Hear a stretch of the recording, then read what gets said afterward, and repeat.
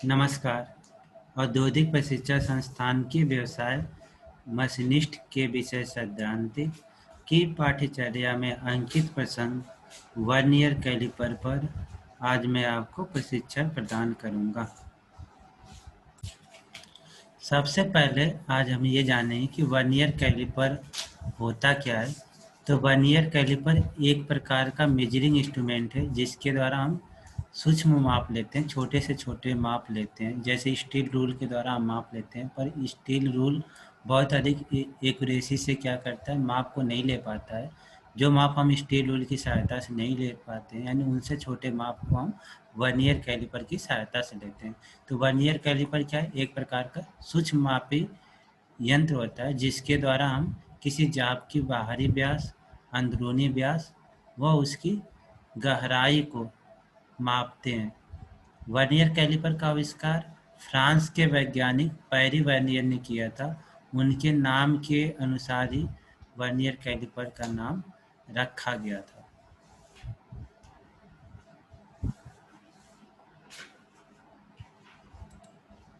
Vernier caliper जो होता है वह निकिल क्रोमियम स्टील या वेनेडियम स्टील का बनाया जाता है।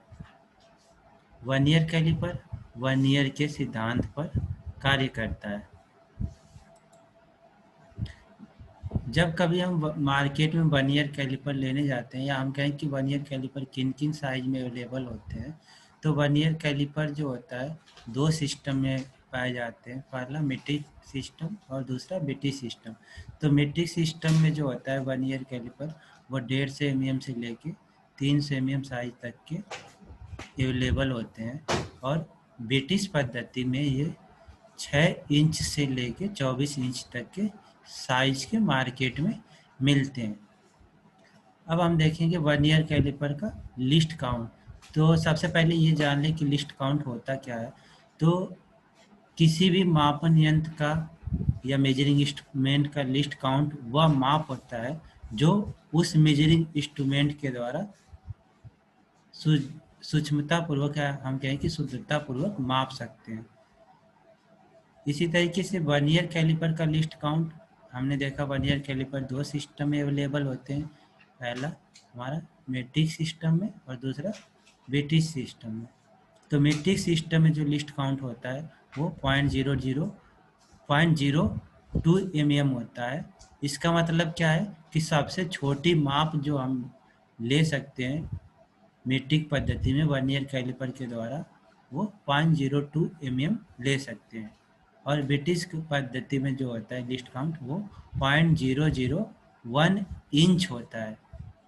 यानी जो ब्रिटिश पद्धति में हमारा वर्नियर कैलिपर होता है उसके द्वारा जो सबसे छोटी माप हम ले सकते हैं वो हमारी होती है 0.001 इंच। अब इसके बाद देखेंगे वर्नियर कैलिपर के भाग। वर्नियर कैलिपर के कौन कौन से भाग होते हैं। तो यहाँ पे एक हमने वर्नियर कैलिपर की जो है ड्राइंग अपलोड लगाई हुई है। इसमें वर्नियर कैलिपर के सारे भाग हैं। तो सबसे मुख्य भाग जो पहला हमारा है वर्नियर स्केल। वर्नियर स्केल जो है वर्नियर कैलिपर का मुख्य भाग होता है। इसकी सहायता से ही हम सूक्ष्मता से माप लेते हैं। इसमें नीचे की साइड में मीट्रिक पद्धति में और ऊपर की साइड में ब्रिटिश पद्धति में निशान बने होते हैं। अगर इस ड्राइंग में देखें तो ये वाला क्या है हमारा, ये वाला जो हल्का पिंक कलर में है, इस यही क्या है हमारा वर्नियर स्केल है, और पूरा भाग वर्नियर कहलाता है।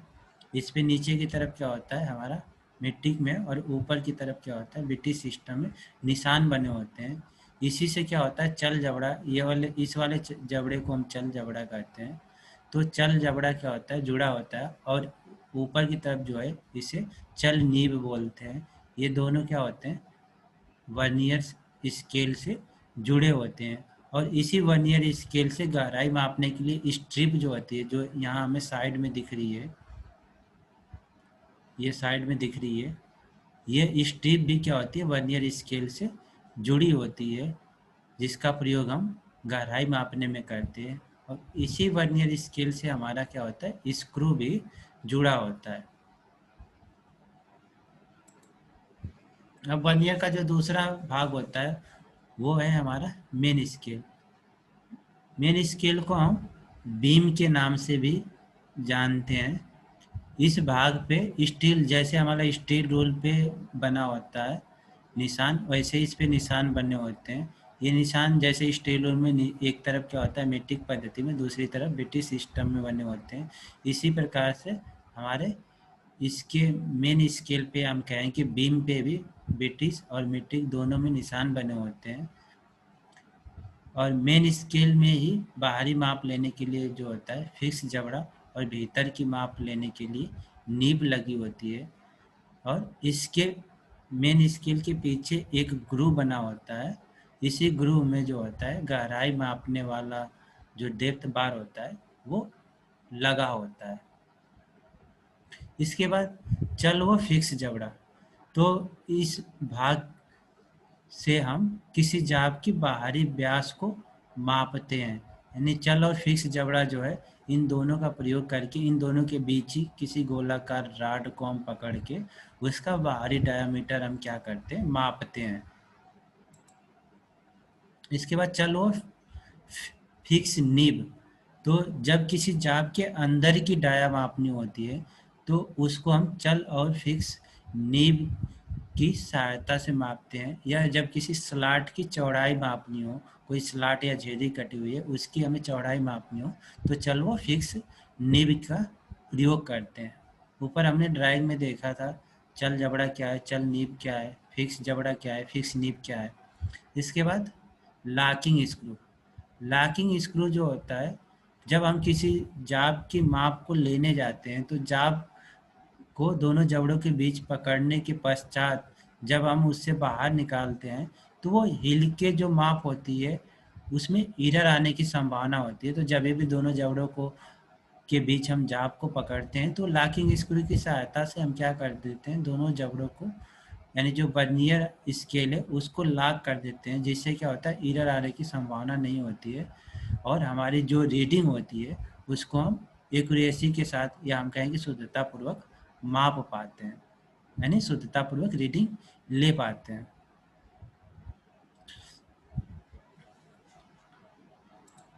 इसके बाद फाइन एडजस्टमेंट स्क्रू, इसको हम थंब स्क्रू भी कहते हैं क्योंकि इसे जो है हम हाथ के अंगूठे द्वारा चलाते हैं।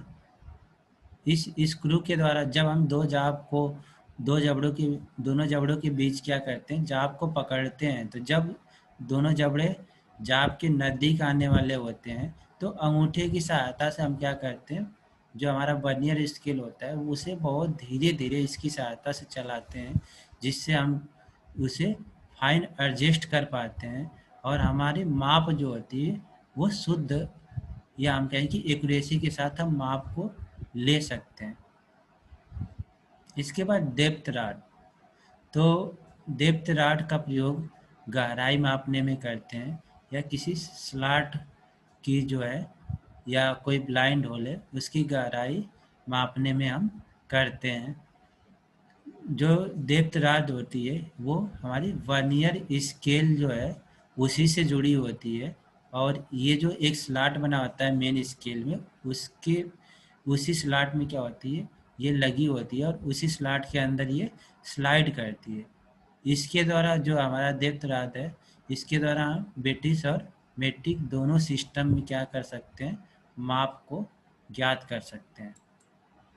इसके बाद अल्पतमांक, सबसे मेन चीज़ जो होती है किसी भी मापन यंत्र की वो लिस्ट काउंट होती है। ऊपर भी हमने देखा लिस्ट काउंट होती क्या है, एक बार फिर हम लिस्ट काउंट को देखें तो लिस्ट काउंट किसी भी मापन यंत्र द्वारा वह छोटी से छोटी दूरी जो शुद्धतापूर्वक हम उस मापन यंत्र द्वारा माप सकते हैं उसे उस मापन यंत्र का लिस्ट काउंट या अल्पतमांक कहते हैं।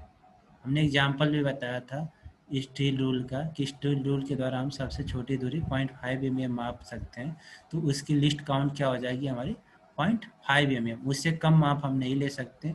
तो जो सबसे छोटी दूरी हम शुद्धतापूर्वक माप पाते हैं वही हमारी उस मापन यंत्र की क्या कहलाती है लिस्ट काउंट कहलाती है।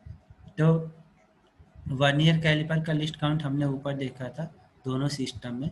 ब्रिटिश सिस्टम में जो होती है 0.02 mm होती है, सॉरी ब्रिटिश सिस्टम में 0.02 mm होती है सॉरी, बीटी सिस्टम में 0.001 mm होती है और मीट्रिक सिस्टम में क्या होती है 0.02 mm होता है। अब इसके बाद देखेंगे कि मीट्रिक पद्धति में हम लिस्ट काउंट ज्ञात कैसे करेंगे।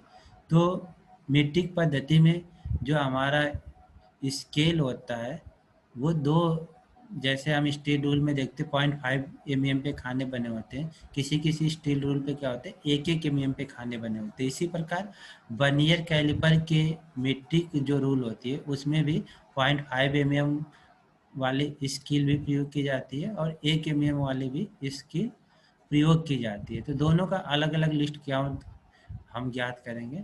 तो जो हमारा वर्नियर कैलिपर होता है मीट्रिक सिस्टम में उसमें 0.5 और 1-1 mm दोनों के निशान बने होते हैं। तो इसमें जो होता है मेन स्केल का 12 भाग जो होता है और 0.5 mm का 24 भाग जो होता है 25 भागों के, यानी वर्नियर स्केल के 25 भागों के बराबर होता है। तो अल्पतमांक होता क्या है, मेन स्केल का एक भाग और वर्नियर स्केल के एक भाग का अंतर ही जो होता है लिस्ट काउंट कहलाता है। तो दोनों के एक एक भाग, मेन स्केल का एक भाग हमें मालूम है, अगर 0.5 mm की स्केल बनी हुई है तो एक भाग का मान क्या है 0.5 mm। अब हमें ज्ञात करना है वर्नियर स्केल के एक भाग का मान। तो वर्नियर स्केल का एक भाग का मान जो है, तो हमने देखा कि वर्नियर स्केल के जो 25 भाग हैं वो क्या है मेन स्केल के 12 भाग के बराबर है। तो वर्नियर स्केल का एक भाग का मान क्या हो जाएगा 12/25। इसे अगर हम कैलकुलेशन करके सॉल्व करें तो 0.48 mm हो जाएगा। और हमने देखा मेन स्केल के एक भाग की मान क्या थी 0.5 mm और वर्नियर स्केल के एक भाग की मान हमने निकाल लिया 0.48 mm।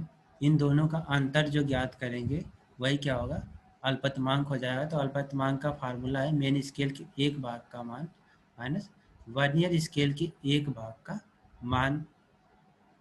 मेन स्केल के एक भाग का मान 0.5 वाला है तो हमारा 0.5 माइनस वर्नियर स्केल के एक भाग का मान हमने निकाल लिया 0.48।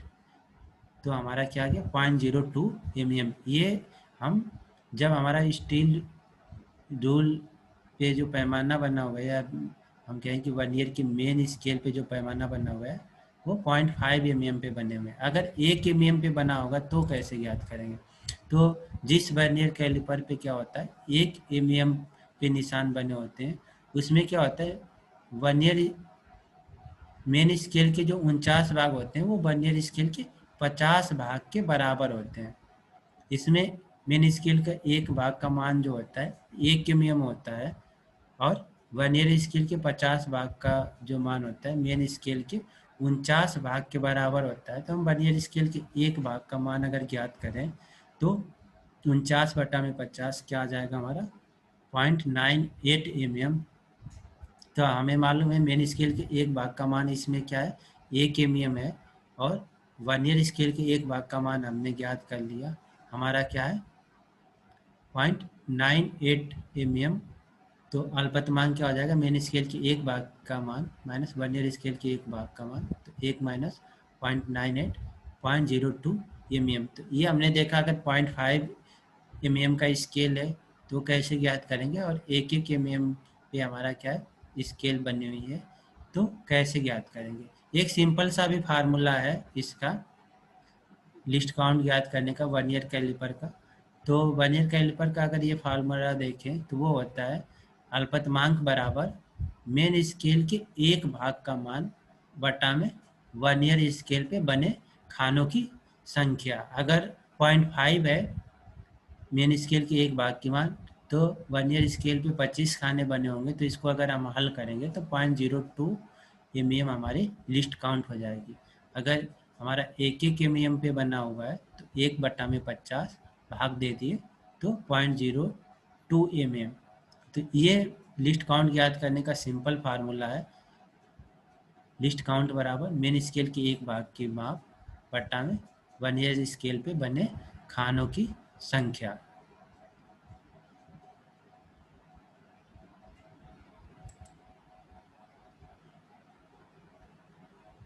अब इसके बाद त्रुटि क्या होती है?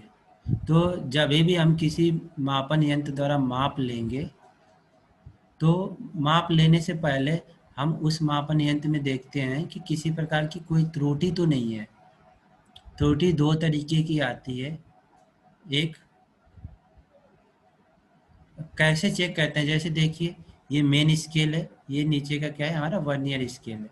ये मेन स्केल का जीरो है, ये वर्नियर स्केल का जीरो है। हम दोनों के जीरो को, जब दोनों जबड़ों को मिलाते हैं, अगर दोनों जबड़े मिल के क्या है, वर्नियर का जीरो और मेन स्केल का जीरो दोनों एक सीध में आ गया, तो हम कहेंगे कि हमारे उस वर्नियर कैलिपर में किसी भी प्रकार की कोई त्रुटि नहीं है।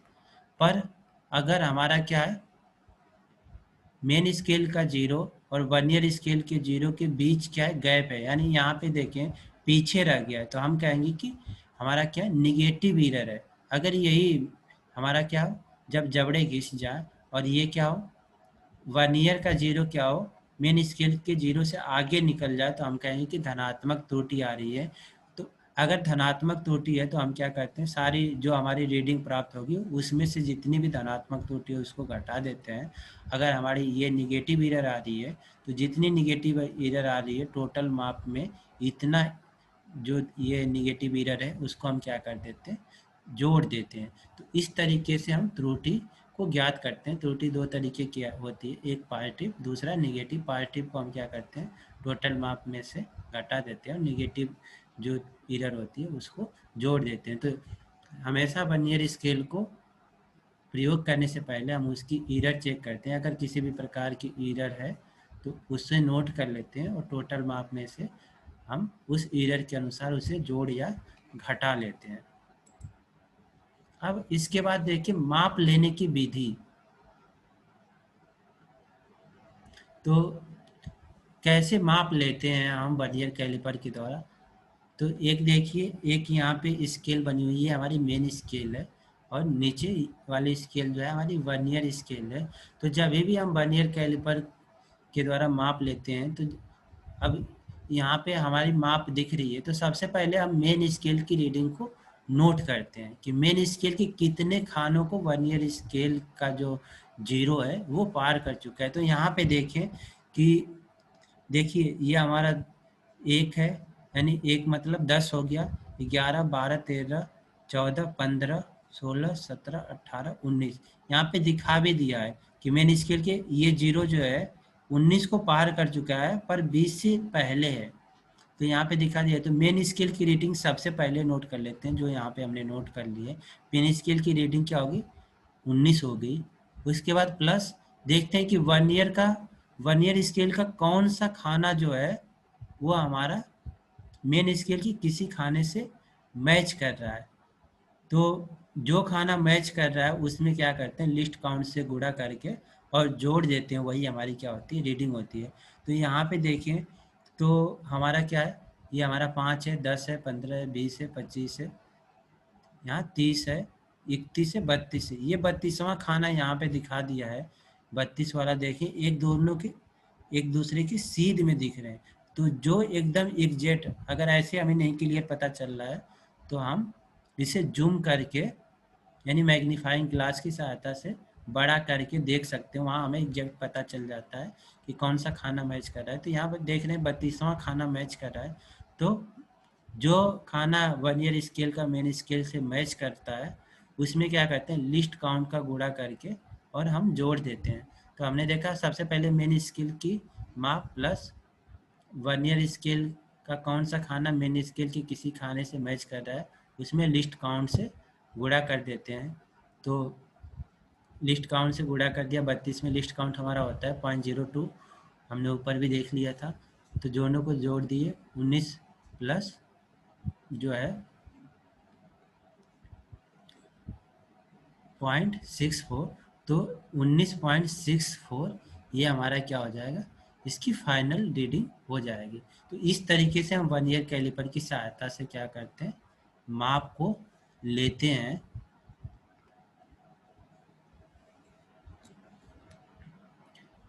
सब माप लेने का फार्मूला एक बार देख लें। तो सबसे पहले हम क्या करते हैं, मेन स्केल की रीडिंग देखते हैं। मेन स्केल की रीडिंग कैसे देखते हैं, तो हम सबसे पहले ये देखते हैं कि वर्नियर का जीरो मेन स्केल की कितने खाने को पार कर चुका है।